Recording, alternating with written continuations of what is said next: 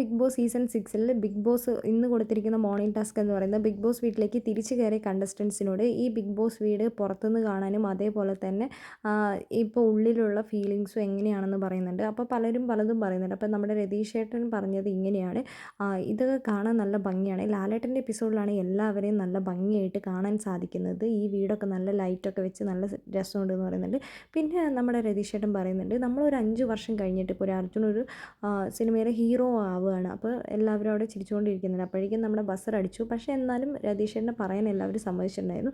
അർജുൻ ഒരു സിനിമയിലെ ഹീറോ ആയി കഴിഞ്ഞ് ഒരു 5 വർഷം കഴിഞ്ഞ് നമ്മൾ കാണുക, അല്ലെങ്കിൽ നമ്മളൊന്ന് ഫോൺ വിളിക്കുകയാണെങ്കിൽ ആ സമയത്തും എൻ്റെ ഉള്ളിൽ അർജുൻ എന്ന് പറയുന്നത് ബിഗ് ബോസ് വീട്ടിൽ അർജുൻ തന്നെയായിരിക്കും. അതേ സെയിം ഫീലിംഗ് തന്നെ ആയിരിക്കും എനിക്ക് അർജുനെ കാണുമ്പോഴും ഉണ്ടാവുക.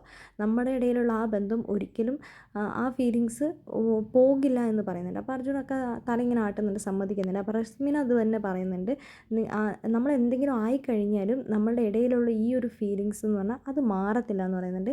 എന്താണെങ്കിലും അർജുൻ ഹീറോയാകും, ഹീറോ എന്ന് പറയുമ്പോൾ എല്ലാവരും ചിരിച്ചുകൊണ്ടിരിക്കുന്നുണ്ട്. അപ്പോൾ ഞങ്ങളെ പറ എന്ന് പറഞ്ഞിട്ട് ഗബ്രിയൊക്കെ പറയുന്നുണ്ട്. അപ്പോൾ നമ്മുടെ രതീഷ് ഏട്ടൻ ഗബ്രീനെയൊക്കെ പറയുന്നുണ്ട്. എന്താണെങ്കിലും നല്ല രസമായിട്ട് തന്നെ ബിഗ് ബോസ് വീട്ടിൽ അടിച്ചു പൊളിച്ച് ആഘോഷിക്കുകയാണ്. നമുക്ക് കാത്തിരിക്കാം ആരൊക്കെ ടോപ്പ് 5-ൽ എത്തുമെന്നറിയാം.